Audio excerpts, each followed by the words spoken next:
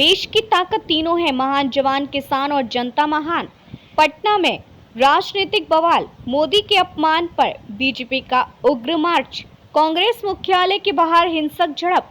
घटना की पृष्ठभूमि दरभंगा जिले में राहुल गांधी की मतदाता अधिकार यात्रा के दौरान कांग्रेस कार्यकर्ताओं की ओर से प्रधानमंत्री नरेंद्र मोदी की दिवंगत मां हीराबेन को लेकर कथित अभद्र भाषा का इस्तेमाल किया गया।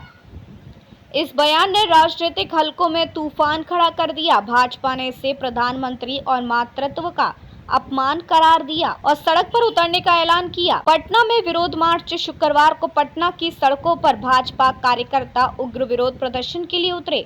मार्च का नेतृत्व मंत्री नितिन नवीन, मंत्री संजय सरवागी और विधायक संजीव चौरसिया ने किया। भीड़ में मौजूद कार्यकर्ता लगातार नारे लगा रहे थे, मोदी का अपमान नहीं सहेगा हिंदुस्तान, राहुल गांधी माफी दो। उनका लक्ष्य था सदाकत आश्रम, जो बिहार कांग्रेस का मुख्यालय है। नितिन नवीन ने मीडिया से कहा, प्रधानमंत्री नरेंद्र मोदी के सम्मान पर हमला सिर्फ मोदी जी का नहीं, पूरे देश के 140 करोड़ लोगों का अपमान है। कांग्रेस को खुले मंच से देश से माफी मांगनी होगी। टकराव की शुरुआत जैसे ही भाजपा कार्यकर्ता सदाकत आश्रम के नजदीक पहुंचे, कांग्रेस कार्यकर्ताओं ने पहले से तैयारी कर ली थी। कांग्रेसियों ने गेट बंद कर दिया और बाहर से घुसने की कोशिश करने वालों पर पथराव किया। अचानक भीड़ बेकाबू हो गई और भाजपा कार्यकर्ता झंडे फेंकते हुए आगे बढ़े। कई भाजपा समर्थक गुस्से में गांधी जी की तस्वीरों पर लाठियां बरसाने लगे। आसपास खड़ी गाड़ियों के शीशे तोड़ डाले गए। कुछ ही मिनटों में शांतिपूर्ण मार्च हिंसक भिड़ंत में बदल गया।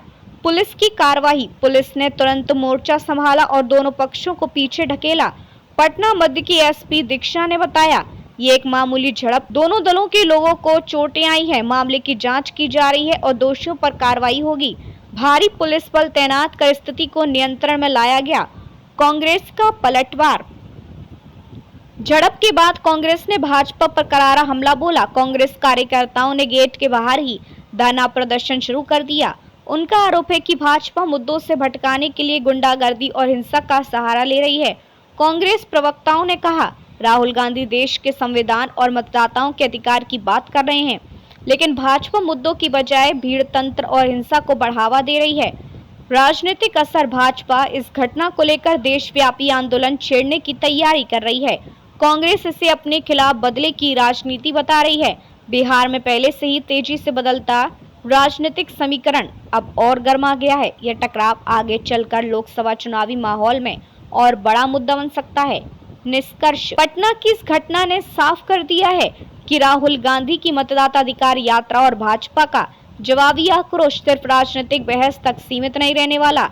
यह मामला अब सड़क पर सीधा टकराव बन चुका है, जहां एक ओर भाजपा मोदी के सम्मान का मुद्दा उठाकर कांग्रेस को घेरना चाहती है, वहीं कांग्रेस भाजपा पर लोकतंत्र और विपक्ष की आवाज दबाने का आरोप लगा रही है। यह टकराव अब केवल बिहार की घटना नहीं रह गया है, बल्कि राष्ट्रीय राजनीति में एक बड़ा विवाद बनने की ओर बढ़ रहा है।